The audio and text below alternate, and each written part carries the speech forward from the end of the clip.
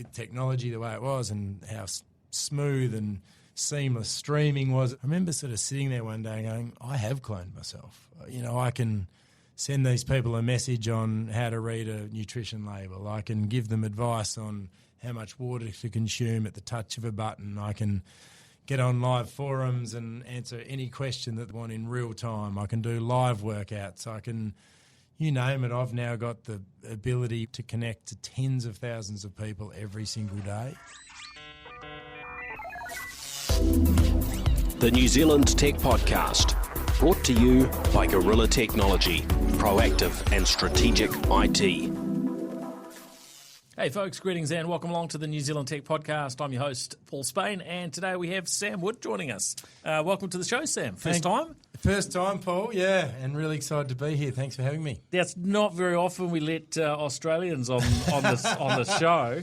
Well, I'm Australian. I'm also not that techie. I feel like I'm lucky to be in here.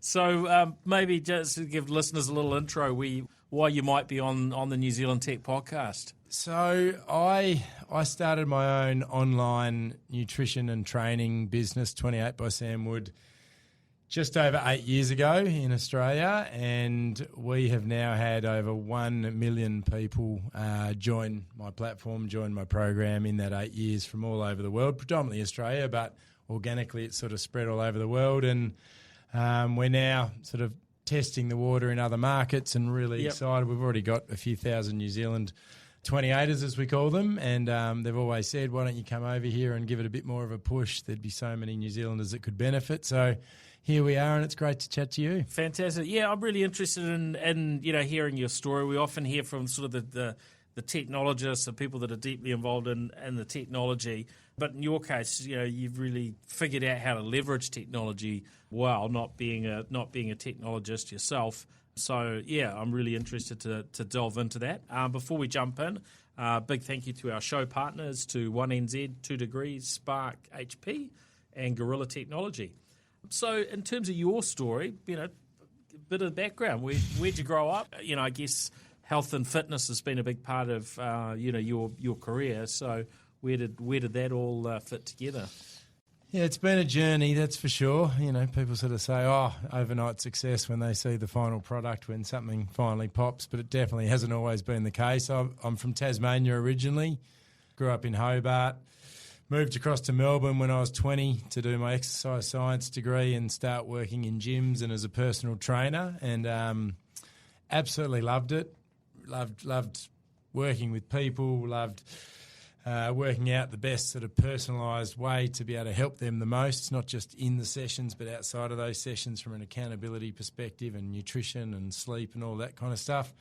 And then I'd done that for 6 years, and then when I was 26, I've always sort of been relatively entrepreneurial and I wanted to start my own business. So I launched Australia's first ever kids gym called Gecko, and we'd do after-school programs and birthday parties and sports camps and junior Gecko for 3 to 5 year olds, and I loved it. And we had 400 kid members between the ages of 3 and 14 within months.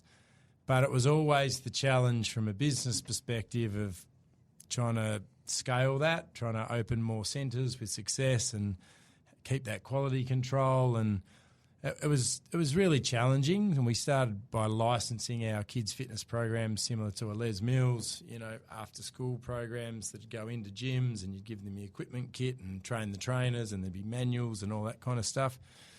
But it was very dependent on the coach. If the coach left and they employed someone else to replace them who you never had direct contact with, the quality of the programming really dropped. And so we pivoted and went to a franchise model where we, instead of licensing it to the gym, we sold the franchise to the actual person. So we'd have personal trainers or PE teachers or whatever it might be doing that, and that was a lot more successful. We had 35 franchises around Australia. But then that was all going along, and then kind of out of nowhere I got selected in Australia to be the Bachelor, which it's probably not what your viewers are used to hearing about. Well, the funny thing is we have had another Bachelor on. You have. There you go. Well, I never. I don't know how this happens, but anyway. You've let us in again. There we go. Who would have thought? Well, that surprises me. And so, I got selected to be the Bachelor in Australia in 2015, which was the third season of The Bachelor down there. And I'd never seen the show. I didn't really know what I was getting myself into. I'd sort of been put forward by some friends to apply to go on it, and just to appease them, I'd sort of said, all right, to keep you guys quiet, I'll do it.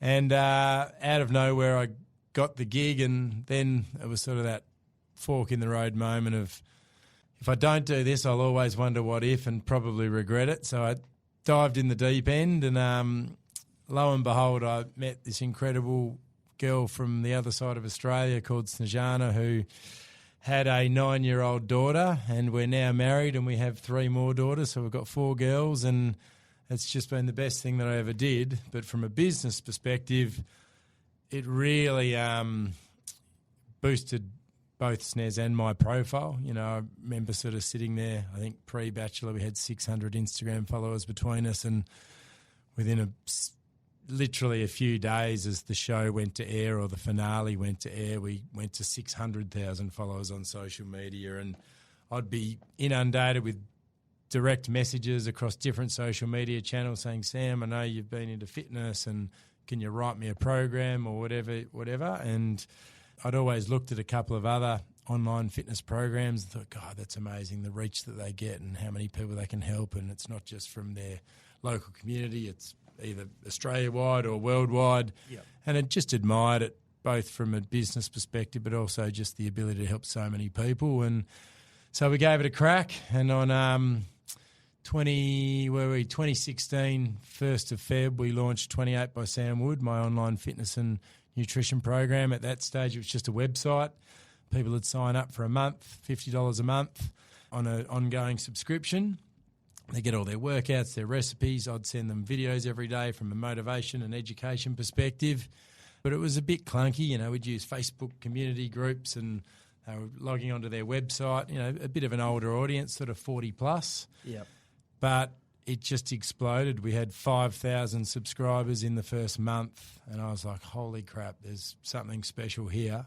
So to lay those sort of foundations and to get launched, often there could be different approaches people take to deciding on the technology platforms and so on to underpin it. Sometimes it's just like, look, we want to get going and we'll just get started with whatever. Yeah. Other times it's like, look, we need to spend a couple of years and to sort of build all the technology, foundations and so on. And, often the best result is kind of some sort of hybrid. Yeah. How did you figure that stuff out as someone that wasn't a technologist as to, what sort of approach and so on? Like who were you working with? Who else was involved on worked with a little tech group who sort of built out websites, built out sort of pretty user-friendly platforms. I was really heavily hands-on with the features that I wanted, the features that I didn't want. Yeah. Really focused on keeping it simple. I was probably a bit too much of a perfectionist. I remember early on in that sort of stage, someone sort of saying to me, look, mate, I know you want every button to be in the right place and, every colour, and you're going to eat a lot of money and a lot of time if you fixate too much on that stuff. It only needs to be an 8 out of 10, and then you evolve it. You just got to get it to the market and see what the market says. Like if you launch perfectly, you launch too late type thing. Yeah, yeah. That was the case for you. You had to let go a little bit on some of those things. I did. Yeah, that was a leap of faith, and I wasn't. I mean, it's funny. You always look back at what you first launched with and go, "Oh my God!" 8 years later, how could we have gone to market with something so basic? But thank God we did. We did. We've always been very customer centric. The evolution of the features, the evolution of the content, even the platforms and the way that we stream it. Allowing people to stream it through their TVs for comfort of doing the workouts in their lounge room. Different channels that we talk to people on to allow them to not only connect to us but connect to other 28ers that might be in their communities. It's a lot of what we have done over an 8-year journey has been driven by the customer, and I think that's boded really well for us.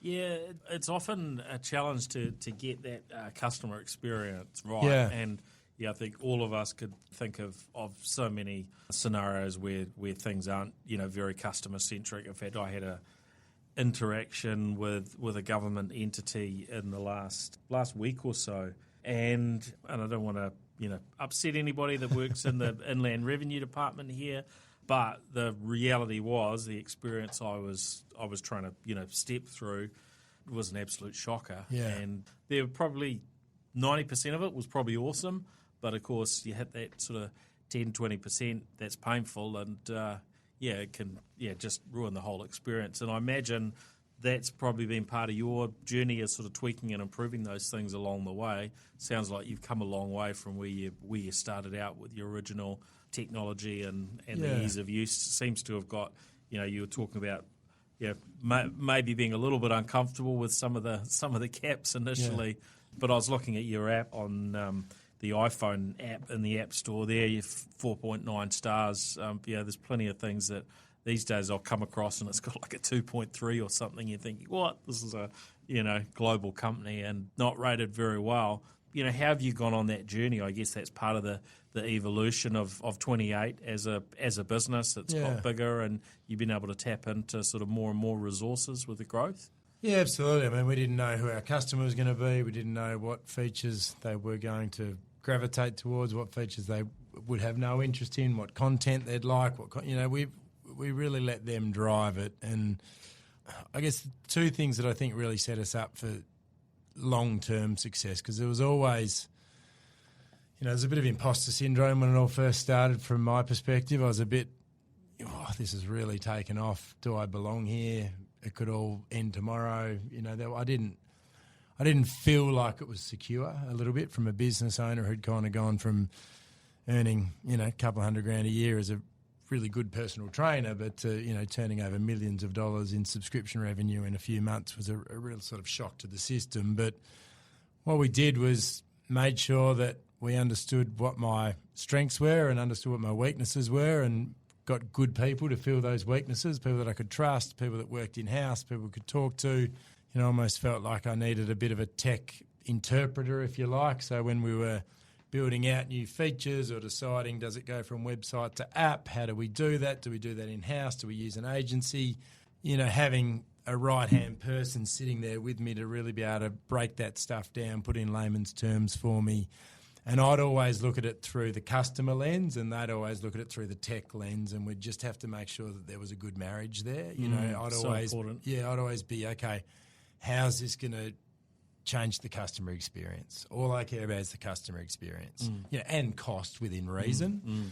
But, I remember thinking, we're turning over pretty good money. It's absolutely critical, though, that I reinvest that money to make sure I was thinking back then in 2 years' time we're still around, let alone in 8. So, back then there was only a couple of online fitness programs. There was Michelle Bridges, who was sort of website only, and there was Kayla, who's now Sweat. Sold her business for $400 million last year or 2 years ago. And these are Australian, both ones. Australian, but she's got a very big global presence. Yeah. She got bought by a US fitness equipment company for $400 million 2 years ago. And I'd sort of look at those and go, okay, where do we sort of sit in the market? And we were finding that because we're an at-home fitness program, lots of our customers were female, 90% female. They were asking for certain things.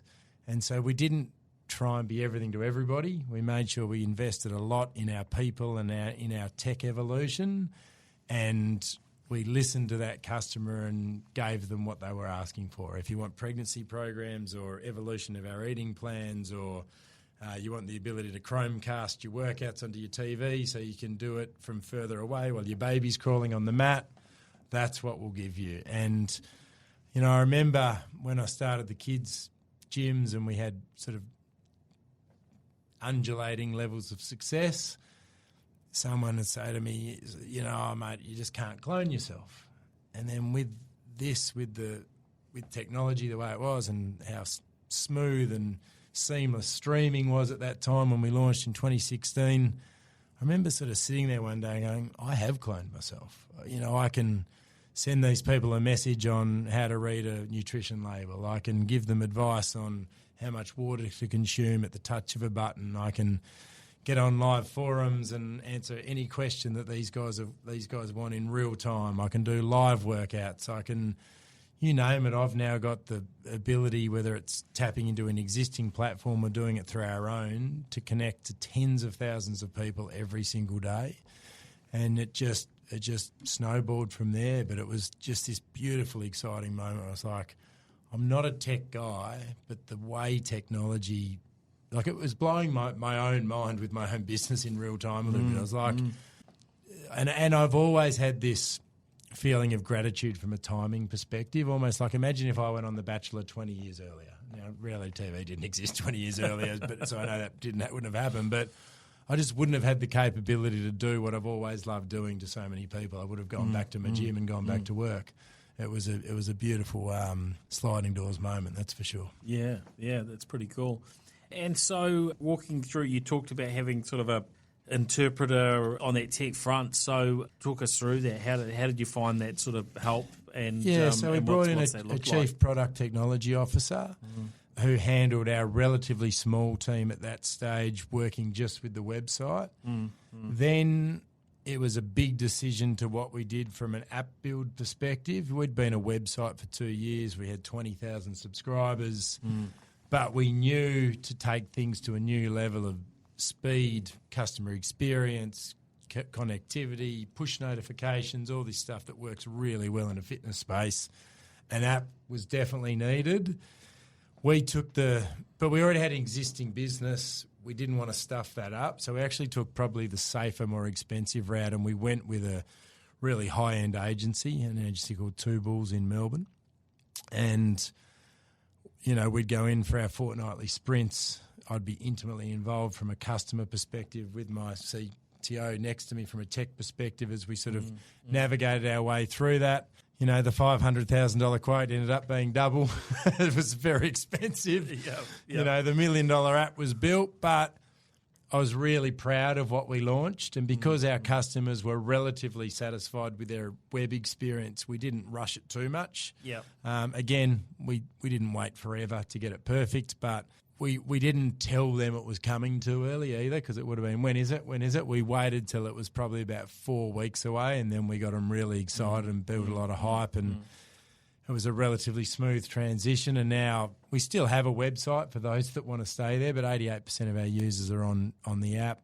It just makes it better for sign-ups, better for retention and churn, better from a customer engagement perspective. The data that you can pull out of that is really, really powerful. You get it in real time. You know, we use our data a lot, both from an engagement perspective, making sure people are getting off to the right start and learning what are they using, what are they not using, what should we be giving them more of. You know, you don't ever need to ask them these days. You can tap into that data with your data analyst, and you can learn stuff in real time and make changes really efficiently. Yep. So if if we've got listeners that are sort of involved with coming up with, technology solutions, with building apps, websites and so on, from your perspective, sort of sitting across the table, what would be your advice in terms of how to work well with people that aren't necessarily, so deeply technical, the non-geeks such as yourself? I think there were moments early on where I lost a bit of belief. I was like, this might all be a bit above my head from a tech perspective. So I think surrounding yourself with, it's okay to not be the smartest person in that room. In fact, you probably shouldn't be. You need people you can trust. And it's actually okay that your skill set might be on the other side of the table, because often that's where their weakness is. That's where their blind spot is. If you just said to a tech-only person, obviously if you're going to an agency, they should have sort of good people in customer experience and, all that kind of stuff, and you should be pretty well sorted. But if you've just got the builder on the other side of the table, the developer, they can often miss those key customer, human elements. And I think it's when you come together with those people, that's where the magic happens. So don't necessarily be worried by your weakness, embrace your strength and fill in the weakness with people that are better at that part of what you're not good at, I think is my advice. Yeah. Any particular sort of challenges that stand out from sort of going through that journey? You've mentioned about it costing twice as much than anticipated, and you're certainly not the first to have been through that type of scenario. And in your case, I mean, was it that things changed dramatically, or did you get a clear handle on why it became a lot more expensive than you anticipated, or was that a little bit hard to navigate? It was partially my fault. I sort of didn't know what I wanted, and I was working it out on the fly, and therefore I was requesting lots of changes.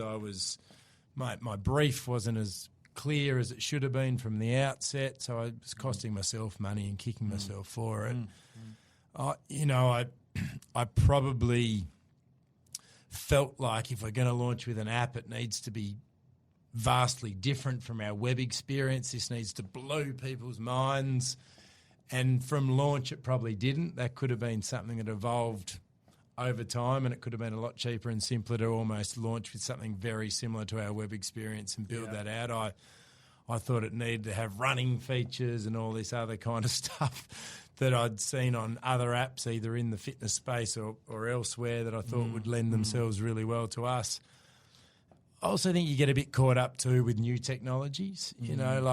Sometimes you want a new feature for the sake of having a new feature, and it doesn't actually get used. It just tends to be something that has a bit of a cool factor, but it's not very practical to the user. But you think it needs to be in there. Was there a particular example? I got hell bent on this stupid geofencing thing, and people. It was. I had this ridiculous idea in my head of.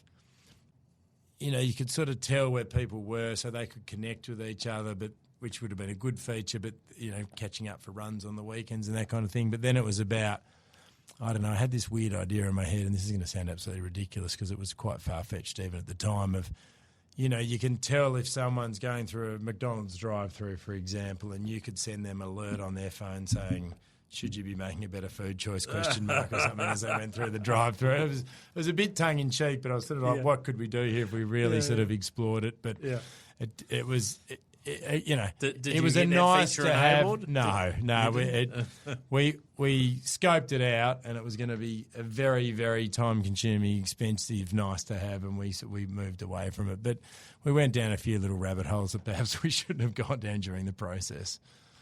Yeah, and did you end up with any geolocation types of things like telling people we're at home or things like that, where you trigger things, or you just didn't end up using that? No, we didn't. We're building more of that out now. It's a lot of what we do now is about enhancing personalisation. So based on them answering some questions from an onboarding perspective, when we've now partnered with a DNA company, we had a bit of an exit event 2 years ago, which involved us merging with a DNA company, and we're looking at how you can use your DNA insights to really personalise your wellness experience by giving you customised eating plans, advice on caffeine, sleep, are you an endurance or power athlete, and then not just getting a report on that, but that being reflected in the programming that you get served without even thinking about it. You get power workouts because your body will respond better to those. You are advised on what time to go to bed, whether you're an early bird or a night owl.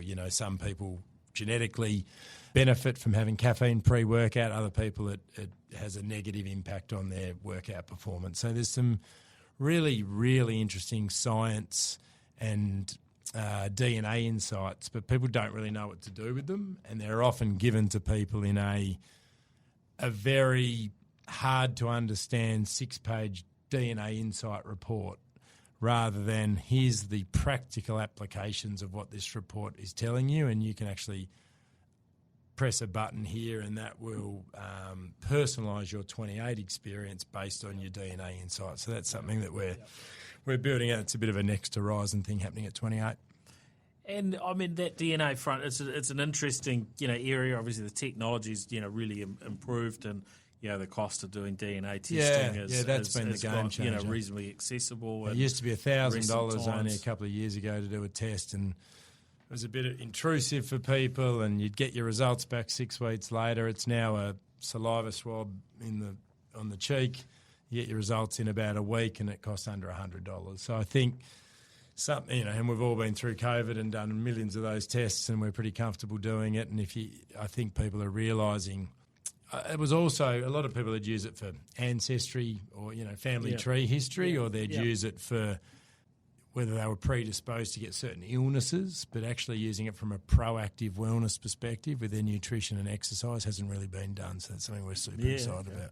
So, looking at the data you get from that DNA testing side, how solid do you think that is? You were talking about, whether you're a morning person, a night person, and so on. And some people will start out one way, and then they'll make an effort to get up earlier, even though that maybe hasn't been the norm. What have you actually learnt there? Do you think that's pretty hard coded, or is it one of those things? No, that the DNA doesn't lie. Well? No, the DNA blueprint is who you are and who you will always be. That's who you are for life. Now, that's not to say if you're a power athlete you can't run a marathon. That's not to say if you're an early bird you shouldn't stay up late. There's obviously practicalities, but if you're, and I had this with my wife, she's quite nocturnal. I'm sort of up and at 'em early, and I'd try and stay up later to help our relationship, and she'd be wide awake, get sort of frustrated at me for falling asleep at midnight. I thought I was doing a pretty good job. I wasn't going to bed at 7 o'clock. But just having that understanding that I was actually genetically an early bird, and that's why, that was powerful to me. So, okay, so I'm, let's meet a little bit earlier, and it doesn't mean I'm going to change, and it doesn't mean you're going to change, but there's a way that we can find some medium ground here and make it work better. And I think it's the same from a power or endurance perspective. The food intolerance to stuff's really interesting. I mean, the amount of time and effort and torture some people go through to work out certain foods that agree with them, certain foods that don't, hay fever medications that they should be on and shouldn't be on. There's all these practical health things that your genetic insights can just tell you the right path for you from scratch. And you can head down that path and save yourself a fair bit of time and effort. So it's not about turning your life upside down and being perfect, I don't think, but I think making smarter choices in line with your genetic makeup. I always sort of say to people, train smarter, not harder. And I think these kind of insights allow you to do that. Yeah, it's pretty interesting. I haven't seen too much, down that track. Something we've talked about for years, and what's the future of health and healthcare and so on. And it seems like most of it hasn't really arrived yet. So there's still that opportunity to really establish these things. So My DNA, which is as the company, walk us through what happened, because you've involved in a merger there, Australian Tech Life, My DNA.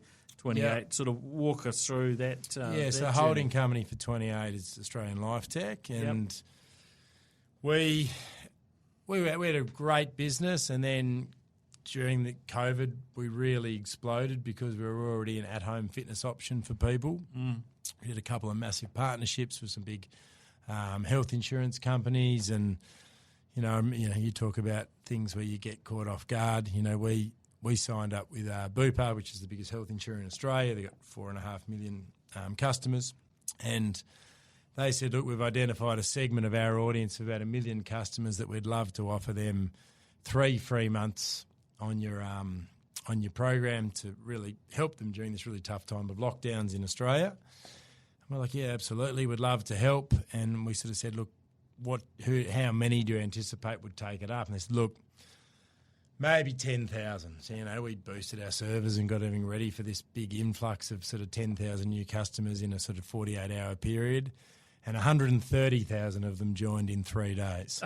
So we're ramping up our servers and and it just went crazy. We had about 30,000 members, and we went from 30,000 to 160,000 almost overnight. And it was just this great test of sort of the rigour of your tech, and are you prepared to handle that many customers coming onto the platform at once? And we handled it, and it was seamless, and it was exciting, and we obviously looked after them for free during COVID, but lots of them stayed on the platform, and we're really grateful for what we've done for them during that tough time. So we had a really, I mean, we still do have, it's even better now, but a really exciting business, and as it sort of naturally happens, not that, as a passionate founder who loves helping people in fitness, people always say, oh, you got to know what your exit looks like and selling your business. That wasn't really how I was wired, but a few inbound inquiries started to come in, so we thought, oh, well, we better take these seriously. And, we sold the business for 82 million New Zealand dollars, 71 Australian, 2 years ago. So it was an amazing result. I still pinch myself. I can't even believe it, sitting here talking to you, Paul. But, yeah, I'm still at it. I went back to work the very next day, and it's really, for me, the money is lovely to give you some security for your family, but it's about now with the resources that we have and the backing that we have, you sort of got Big Brother in your corner. What can we do from a international expansion perspective, new product perspective, evolving the app, from an AI and personalisation perspective? We really want to customise that coach feel, that you really do feel like you've got a coach or a nutritionist or a psychologist coaching you every step of the way, and they understand what makes you tick and how you like to be spoken to, and they can identify what behaviour you're exhibiting based on certain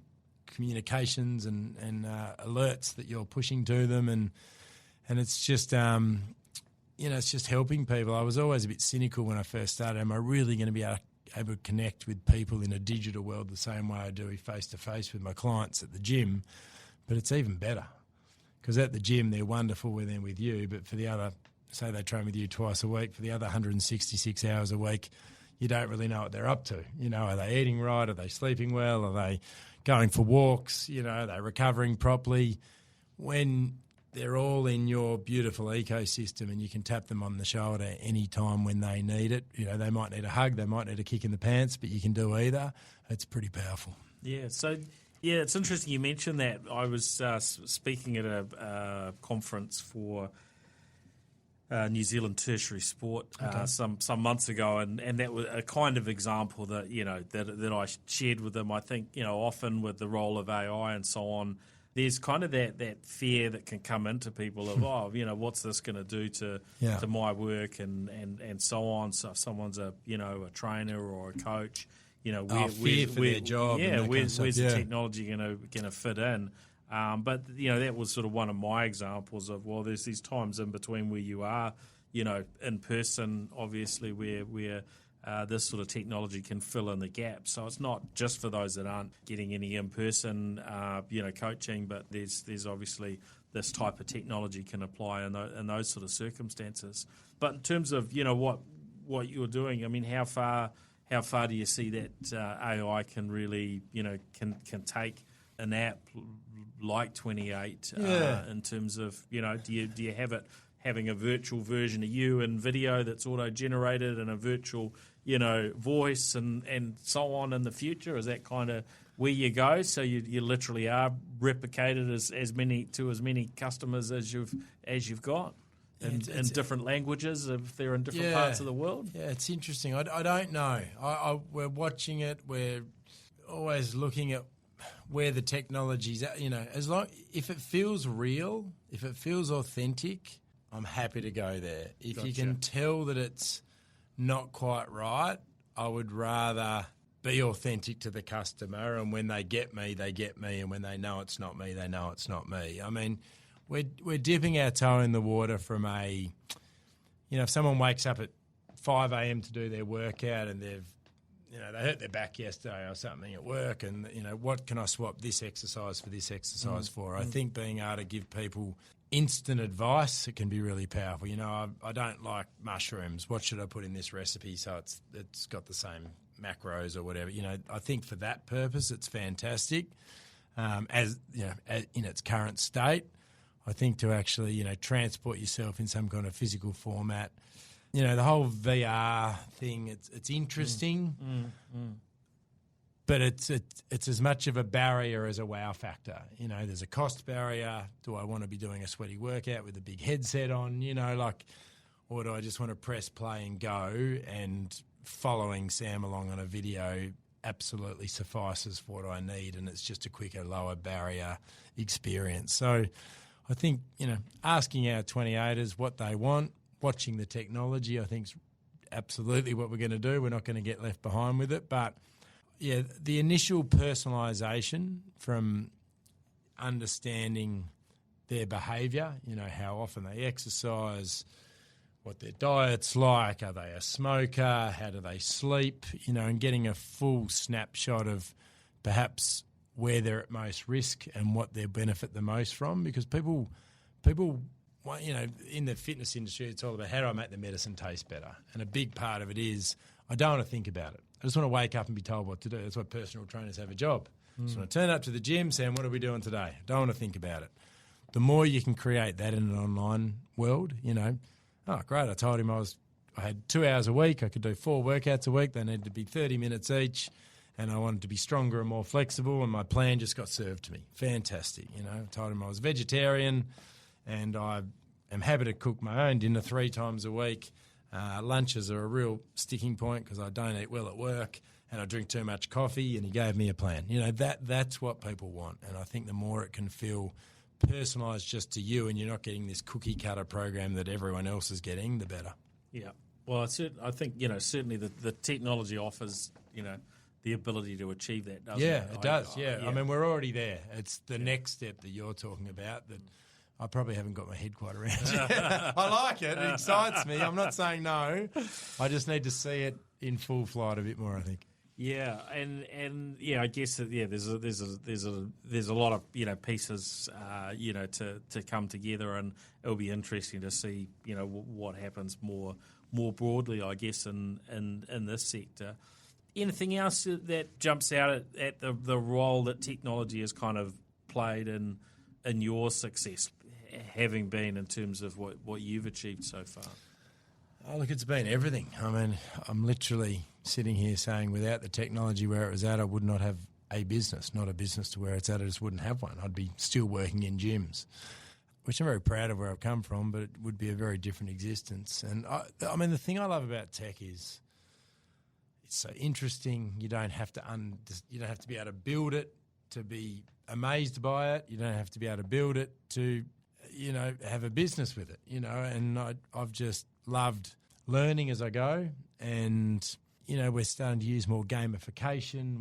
We're looking to do partnerships with supermarket chains and health insurers where the more you move, the less health insurance you pay. It sort of connects to your rewards points. It gives you real dollars to spend on healthier foods. And, we really want the technology to be the conduit between if I take better care of myself, I save myself money. If I take better care of myself, I make my life with these, essential day-to-day things that I need to do become easier. And, and then just the way it connects our community. I mean, the way they talk to each other, and then the way tech becomes back to real life. Like we see, these people have had Facebook friendships for 5 years, and next thing they fly in from another country and get picked up from the airport by another 28er and stay at each other's houses and then go back and stay connected through technology. And it's pretty special the way the two worlds can come together.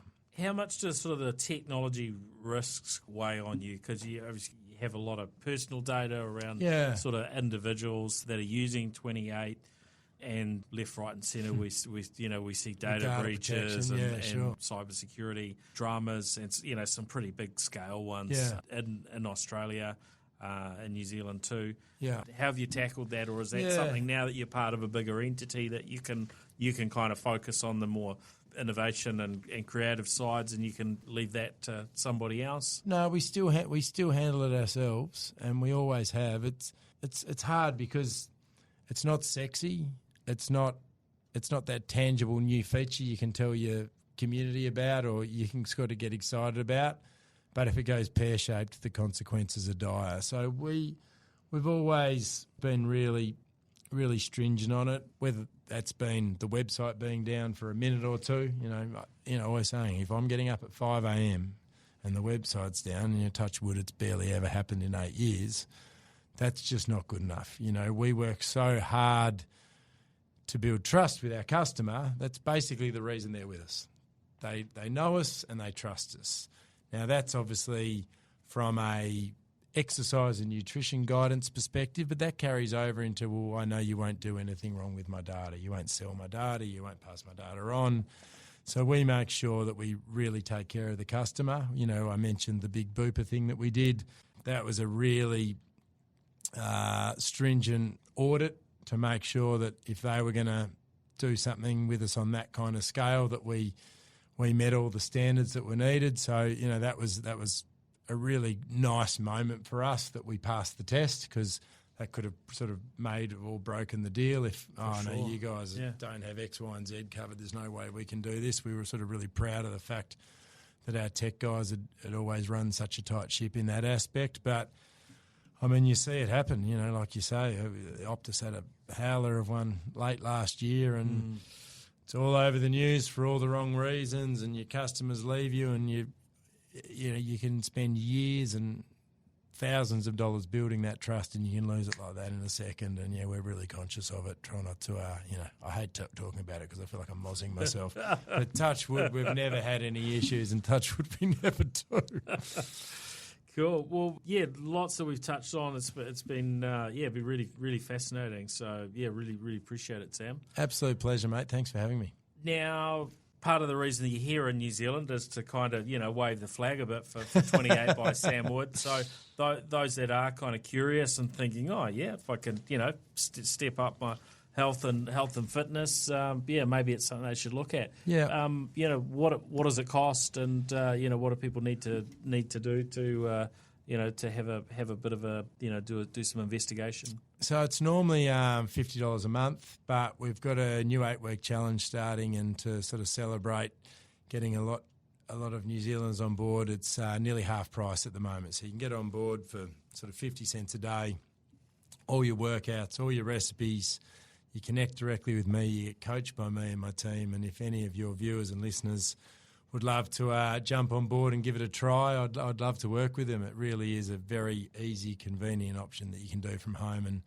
And if you've got people out there that are listening and watching going, I actually would benefit from a couple of workouts a week, and Sam seems like a guy that I could try that with, I'd love to work with them. Great. Well,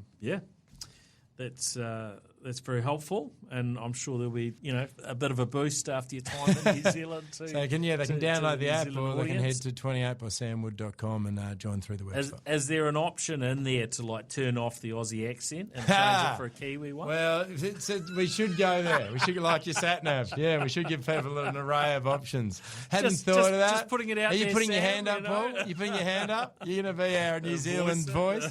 Yeah, we have to have a look at that. I think you probably find some my accent more annoy you? People than me. I'm not going to comment on that today. Yes. I know that cuts both directions. True. No, it doesn't. I'm just kidding. Cool. Well, it's been really good. Thanks everyone for listening in, and to our show partners, Gorilla Technology, HP Spark, 2 Degrees, and 1NZ. And we'll look forward to catching everybody on the next episode. If you've been watching the stream, then make sure that you jump on to Spotify, Apple Podcasts, whatever your favourite podcast app is, to get the audio. And, of course, if you've been listening to the audio, which tends to be most of our audience, then make sure you look out for us on wherever you catch video, YouTube, X, Facebook, and you can follow me for the live streams that come up on LinkedIn. So that's us. Thank you very much, Sam Wood. Great. Cheers. Much appreciated. Thanks, Paul. Okay. Cheers. Thanks, everyone. The New Zealand Tech Podcast, brought to you by Gorilla Technology, proactive and strategic IT.